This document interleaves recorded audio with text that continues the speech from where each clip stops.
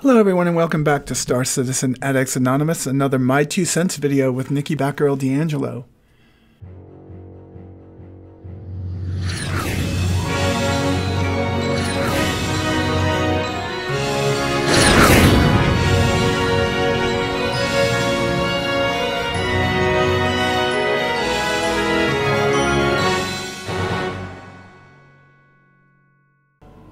Alright, so starting a different pathway here, and mainly because today I wanted to play on my alt account. I don't do a lot of that anymore because I have wonderful ships on my main account.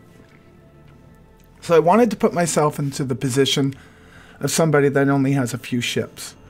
On this account I have an Avenger, I have an Aurora LX, a C8X, and I have one of the cutlasses, but it shows that I have two because there's still some issues with the best in show, so they give you a regular cutlass and a best in show one. I think that's all I have here. I haven't moved the Nomad over to this account yet, which I'm going to do eventually because I want to do some videos on how to start off with the entry-level ships like the Aurora, the Mustang, ships like that. Oh, I also have a 315P, but I bought it in-game. It is not a ship that I purchased with money. So this account really is a very basic account for me, and might look like somebody else's account that's been playing for about a month or so if they were to buy a couple of the ships on their own. Mining can be very lucrative these days, so that's not out of the realm of possibilities.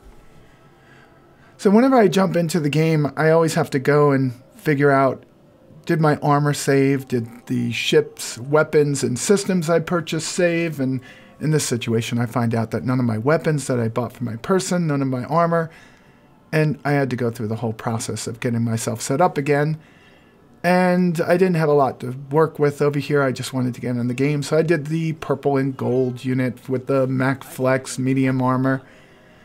Might be light armor, I'm not 100% sure there. I just wanted to make my character look different than Batgirl. This is Cosmic Cat. So after going through the whole process of setting up my character, this is what I came up with. It's not a bad set of armor. I went with a black and gray undersuit. Not really going to keep me too warm or too cold when I go to different planets. Just give you an idea of it. You can see it from the back. And now you can get a gist of it, what it looks like. It's a nice setup, I think. I think I look damn good today, don't you? As I wipe my visor clear of all the spit that's piling up inside. Nope, that doesn't work when you do it from the outside, girl. So my original intention for this was to take out my cutlass. And as you can see, it is claimed. And really what happened there was I took off from Area 18. And as I was climbing out into the atmosphere, I left the room. Went to go get a cup of coffee, came back, and I was back in my rack in my apartment on ArcCorp. Yeah, I don't know what happened exactly, but when I went back through the video footage, it wasn't pretty. So with the cutlass being claimed, and only coming back in a minute, I really wanted to think through it again if the cutlass was actually the ship I wanted to take out. So I decided to go out in the Avenger. Now, the Avenger is pretty good because it does have a hold, just in case I wanted to get out and get boxes. And it does have a pretty decent setup because I've pretty much maxed out everything on this ship. At least I think I did, or thought I did. And it's right back to the base specs, and I didn't realize that until I went out and actually started to fight. So the main topic of today is really ship diversity. Or is it going to be, can you actually partake in this event if you are a noob? It's got to be one of those, right? Because there's so many ships in the game, and some people want the small ships, some people want the big ships, some people want mining ships, some people want military ships, some people want transport ships, some people just want a ship because it's gorgeous. This is the ship that I think most people should have when they start the game, before they start thinking about what ship they want to buy. Because I think this is a very well-rounded ship, and it would be this or the 315P. There's quite a number of arguments you can make for the Nomad also. I think that this one over here makes the most sense because The guns seem to be very good. You seem to have a lot of ability, or have a ton of ability to update the ship to make it formidable. Nonetheless, it's base because, you know, reasons of resets and not playing on my alt account forever and ever and ever and ever and ever. But I took it out. And I started thinking at this point. This is the thoughts that are going through my mind. Am I going to survive? Now, when you first get the mission to go out and join the UEE in defending Jericho, and you jump into the Jericho area, the first thing that you're told is, make sure you go stop at the rest stop. Now, I'm going to tell you, make sure you stop at the rest stop. Because if you want to keep getting back into the fray, you want to be bound, or you want to have your respawn point as close to that area as possible. So if you are going to take part in the battle, don't just go jump out to Jericho. Make sure you stop. We're going to be looking at my beautiful Avenger as it climbs up into the night sky. It was daytime, right? But it's going to turn dark real soon. Good to have you here. Before you get started, check in with medical down on the rest stop.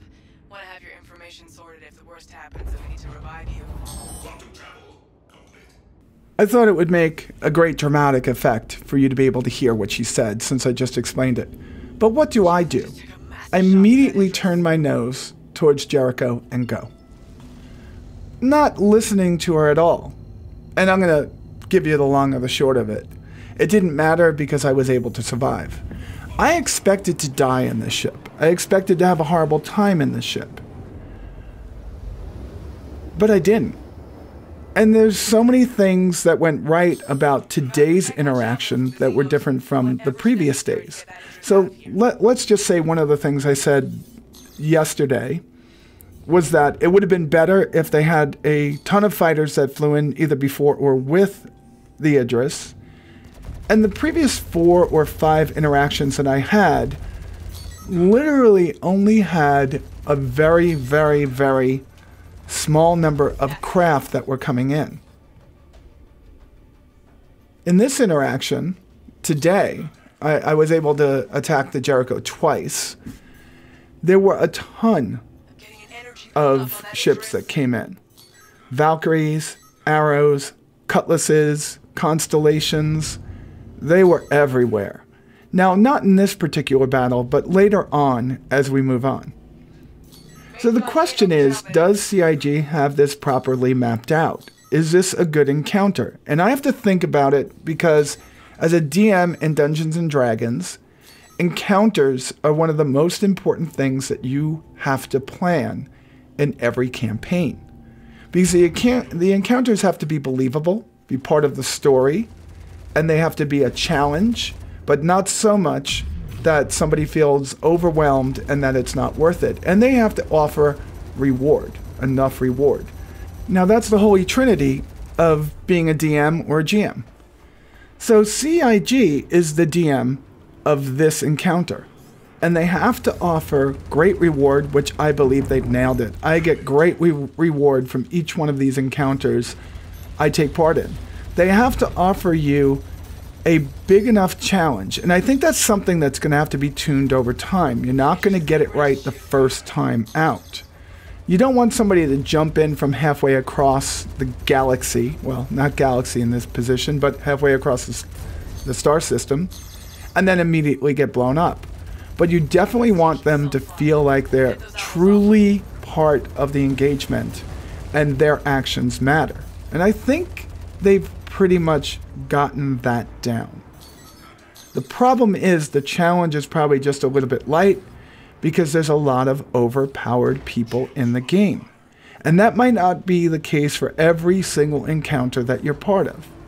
You can see here that I really thought I had everything updated in this ship, and I do not believe I do. But my shields are pretty much able to shake off most of the fire that's been incoming. Now, for some reason, there are some baddies that are actually not NPCs. They're people. And I think it's because they accidentally shot somebody inside of the fray. Because they might not have the right buttons mapped for next enemy, and they might just have next target mapped to their HOTAS or to their keyboard. And that could be a very dangerous indeed in one of these encounters. So if you are going to get into one of these encounters that have all these enemy ships and tons of people, because we could have 40 people on a server at once now, make sure that when you're doing your key maps that the next target is actually next enemy target, so you don't accidentally start firing on one of your friends and wind up being a criminal and getting shot down yourself. It happened to quite a few people this morning when I was playing. Now, I felt totally 150% part of this battle. And I think it was one of those things that really changed the way I feel about the game over the past couple of years. While in the past, it was all about going out and mining or running different types of resources from one moon to a planet or from one planet to another, this gives you a feeling of actually being part of something. Now, it's going to be a recurring thing that happens every 30 or 40 or 50 minutes or so, whatever it is. And you're going to be able to do this for the whole period of time that 3.12 is out. In 3.13, the encounter will be changed, and you'll be able to do more of this. I guess at some point, the Javelin is going to be repaired, and you're going to be able to take it, well, not you, you'll be able to escort it out of the dock to find out wherever these guys are coming from and attack them. My guess is that's probably not going to be finalized until Pyro is opened sometime in the next 12 months, and the last encounter of the Xeno Threat is most likely going to be jumping through the jump hole and getting to their base and attacking their base with the Javelin and other ships. That's why I'm hoping that by the time these encounters are done, some of our other capital ships are in the game. Maybe the Polaris, that would be awesome. Maybe they shock us and bring out the Perseus. That would be a little bit easier. But the Polaris makes more sense because it is a cap killer and it carries lots of torpedoes. But I guess for the encounter that you have now, it would make more sense to have a Perseus. I just had such a great time at this. And flying in the Avenger was absolutely, without a doubt, something I didn't think was going to be able to even make a dent in this. So let's move on a little bit, because this encounter was pretty amazing, but the next one is even more so. So by the time I got back, all the action was done. So I went and I sat in the wreck zone for a while, providing cap for the people that were brave enough to get out of their ships and start picking up all the boxes and moving them into their ships so we can get that Javelin back online again. Resources are key here. We have to make sure that we're always gathering resources. While I was out there, I took out quite a number of ships. We had multiple waves come in and try to attack those wonderful people that were trying to get those resources. In the middle of it all, I realized that the Xeno Threat had returned. So I turned tail, went back to Jericho to defend the Javelin. There are quite a number of people here, and that's why I definitely am going to reiterate again, make sure your targeting button is for next enemy target and not for next target. That way you can keep yourself from getting a crime stat and keep yourself from being shot down yourself. So we get back into the fray, and there's not a lot of ships here at first, but more and more had been coming and jumping in. I focused the full firepower of my ship on the first thing I saw, took it out, and then realized the shields were coming down on the Idris pretty fast. So I focused my attention on the Idris. And then after a few minutes, I noticed my rear shield is being tore up. I think it was an arrow, which an arrow with those mantises on it, or whatever those mini Gatling guns are pretty damn dangerous when they're coming at you from behind. And I have to say this, it was the first opportunity I've had to see the Idris blow up. And it was anything but epic, as you'll see by the end of this video. I expected an explosion of a magnitude we haven't seen in the game yet. And what I saw was a puff of smoke. It was like a magician disappearing on stage instead of a capital ship being destroyed. It was quite disappointing and quite gratifying at the same time, because I had been part of a destruction of this capital ship. I had a great time, and I've been having a great time with these epic encounters. And I'm wondering if that's the only reason I'm back in the game. Well, I didn't have to wonder long. I realized the scenery that we're in now is just not black space. We're in this nebula, which is pretty awesome, and it's just such an improvement on the feel of the game. The fluidity with all the people fighting a capital ship is just amazing. I haven't seen any desync issues. I haven't seen any 30Ks. I'm going to knock wood. Okay? I have been having the best time in the game, and I'm like saying, wow, I could probably fill my Carrack up and not worry about it these days. Yeah, let's talk about losing 1.1 million on a 30K when you have your Carrack loaded up. Thank God I had more than 1.1 million. I had 1.7. But that's a lot of cash to lose.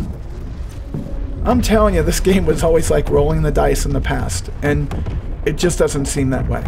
Yeah, there was the Idris blowing up.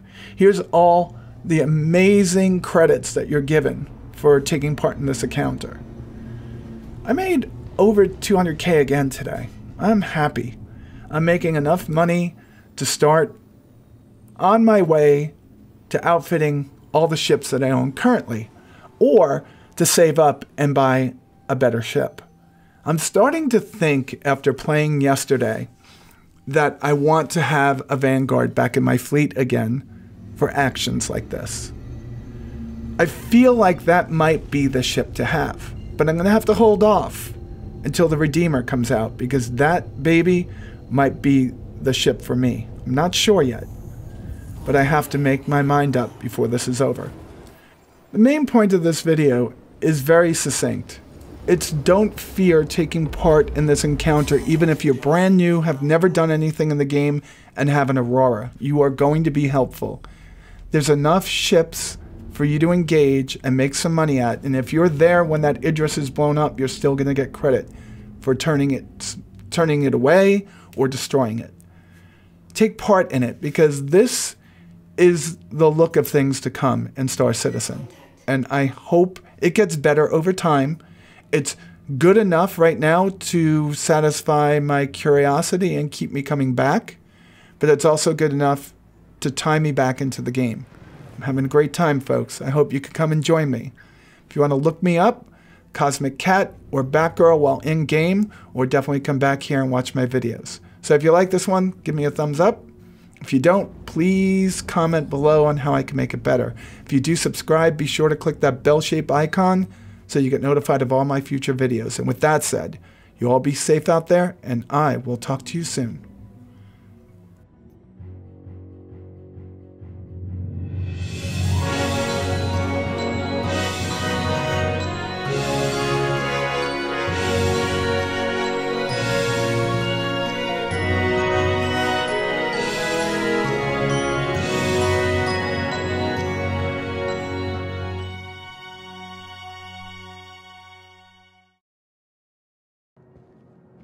I just had to add this part in after the fact. I mean, look at that view out that window. Look at it.